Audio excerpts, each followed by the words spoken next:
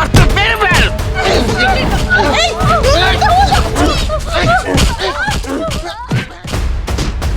অন্ধর বাচ্চা চোখে দেখাস না।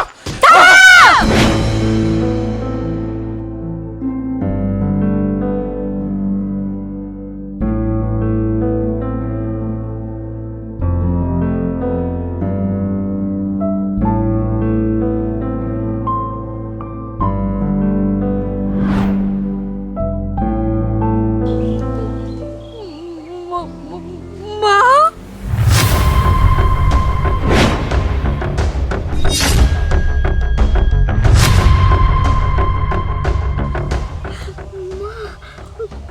তুমি কেন মা? তোমার তো আমি চিনি না, তুমি আমার মা ডাকতেছো? মা, তুমি আমাকে চিনতে পারছো না মা? তোমার মনে আছে মা, তোমার ছোট্ট একটা মেয়ে ছিল, তার নাম ছিল কবিতা।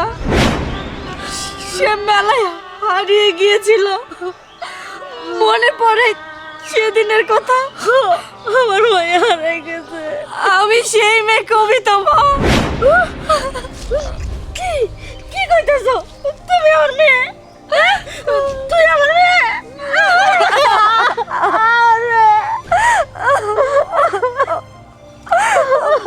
মা, তুমি জানো আমি তোমাকে কত জায়গায় খুঁজেছি, আমি তোমাকে কোথাও পাইনি, কিন্তু তোমার এই মুখটা আমার মনে আঁকা ছিল। আমি তোমার এই মুখটা ভুলিনি মা, আমি তোমাকে চিনতে পেরেছি, তুমি আমার মা। মা, বাবা কেমন আছে? বাবা কোথায়? ওরে, তোরা হারানির পরে থেকে কত জায়গায় খুঁজছি, কত মাইক মারছি, ভাই নাই। সেই সুখে তোর বাবাটা স্ট্রোক করে মরে গেছে।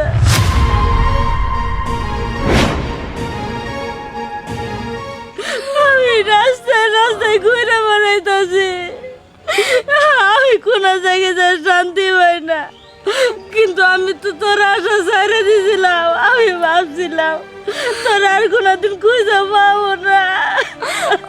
কি বলছো মা? বাবা আর বেঁচে নেই?